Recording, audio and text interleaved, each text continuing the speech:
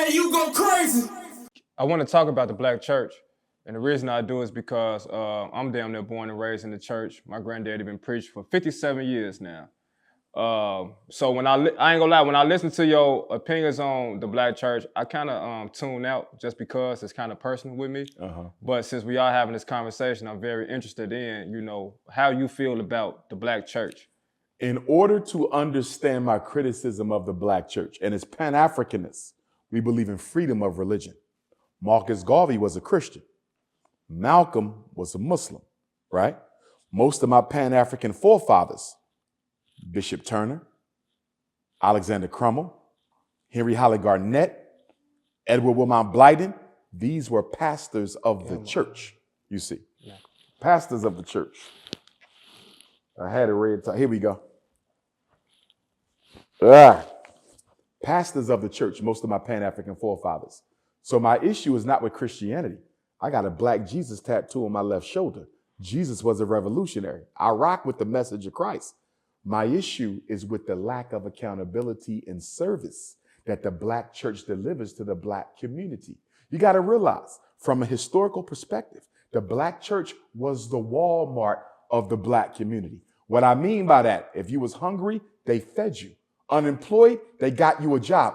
Ku Klux Klan burning crosses on your lawn, they gonna go see them. Shootout, the church is there with the guns. You need to bury somebody, they had the death insurance. Your child needed education, they got the school. You feel me? The black church was the one-stop shop for everything black people needed, from their revolutionary needs to their political needs to their spiritual needs. Compare that to the black church today. You got black churches that won't even bury you if you ain't got enough money paid into the church. These churches are asking for your tax return when you walk in the door. You got churches with ATMs in the lobby. And here's my issue with the black church.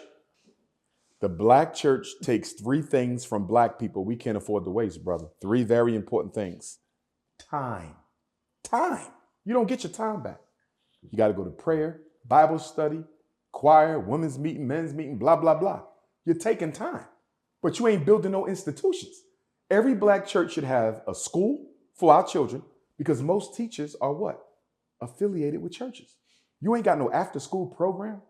You ain't got no math program, no tutoring program, no rites of passage program. You collecting all this money, but you ain't doing nothing for our children. You ain't got no jobs for our men, no jobs for our children, no jobs for our teens. Here's the question. Name me a church in Chicago, a black church, that's at the forefront of the fight against miseducation. You can't name one. At the forefront of the fight against mass incarceration in Chicago. Can't name one. Name one that's at the forefront against the fight to stop gentrification or the migrant takeover. A church. Can't name one. Name one that's at the forefront to stop police brutality, police genocide. You can't name one. Black America's 5 major problems doesn't have a single black church spearheading the pushback for any one of them. You take our time, you take our energy, and you taking our money. Our money. Black people on average every Sunday nationally gives the black church $3 million a Sunday. Collectively. $3 million every Sunday. No schools, no banks, no hospitals, no supermarkets. How can I support the black church? My issue is not the doctrine. My issue is the lack of deeds. And this is why. This is why I understand when Karl Marx, and I'm not a communist, but I understand when Karl Marx said religion is the opiate of the people. It brainwashes you into political inactivity. The reason why black people in Chicago are sitting back watching these brown people take over their neighborhood is we've been brainwashed through church, through mosque. When I speak of church, I mean all the religions, not just Christianity. We've been brainwashed through black religion into believing that God is going to fix our problems when God is ready. Where else were we taught that? We were taught that on the damn slave plantation. Wait for God to come solve your problems. I understood it on a slave plantation because you were shackled. I understood it on a slave plantation. You lose your life if you tried to run away. I understand waiting for God to intervene on a slave plantation because you had no power. Why in the hell in 2023, 404 years later, we still waiting for God to intervene when we are a $2 trillion people? Do you realize Black America is the 10th richest economy in the world. We're the richest group of blacks on earth in terms of income. And we waiting on Jesus and Muhammad to solve problems that we have the wherewithal to solve ourselves is not acceptable. Black women, $30 billion on weave and perm. White women have made you feel that unattractive that you spend 25% of your disposable income trying to look like them. Black men, $4 billion on liquor, $2 billion on Air Jordans, $100 million on chicken, turkey, beef, and pork, which means we're literally financing our own cancer diagnosis. I mean, the reason people have trouble feeling sorry for Black America is Black America got the money to solve their own problems, but they're not interested because it takes love to do that. And for 400 years, we've been taught how to hate ourselves. So let's go there. Black economics, right? The black dollar. It circulate everywhere except in the black community. 16 hours. The black dollar leaves the black community in 16, not even 24. It don't even take a whole day before that dollar jump out your hand. Jewish community, I think it's something like 18 times. Asian community, I think it's something like 28 times. Everybody else's dollar circulates more than a dozen times before it leaves. Black community dollar, it leaves within 16 hours. You know why? Because black people are allergic to other black people. We would rather buy white than buy black. I'm gonna give you a personal example. I just told you about the sneaker shop where my mother used to buy my shoes. Next to the Garvey movement, you see this? Right across the street from the Garvey movement in the white sneaker store was a black sneaker store. Guess what? Everybody still bought their sneaks from the white Jew. The black man was out of business in less than a year. See that? And he had better prices and better sneaks. It didn't matter.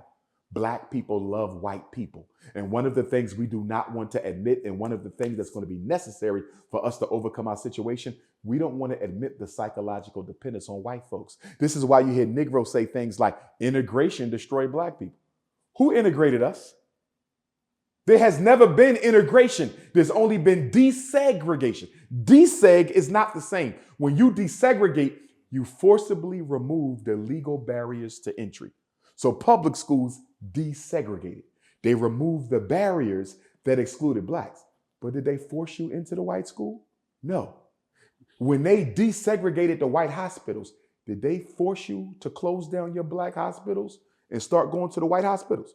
Did they force you to leave your black communities and move into the white community? Did they force you to stop sending your children to HBCUs and start overwhelmingly sending them to PWI universities? The white man desegregated. The black man integrated. We wanted to be with white people. We love white people. Why do you think educated black men marry snow bunnies more than the men of every other race put together? We are intoxicated with Caucasian people, and we keep on making excuses as to why we don't want to leave them people alone. And truth be told, it's because of our racial inferiority complex that has us believing that if you ain't got no white people around you, if you ain't living with white, if you ain't dating white, if you ain't sleeping white, if you ain't working white, if you ain't learning white, then you are an inferior being. This is exactly why black parents will spend $20,000, $30,000 a year to send a child to a white private school. We're not even talking college. We're talking grade school, $20,000 and $30,000.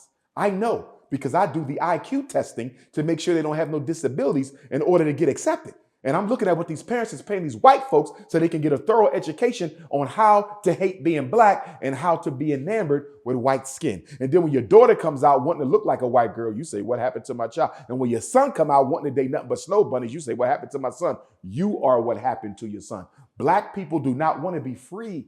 We want to be accepted by white people. That's a bar. DJ, you go crazy.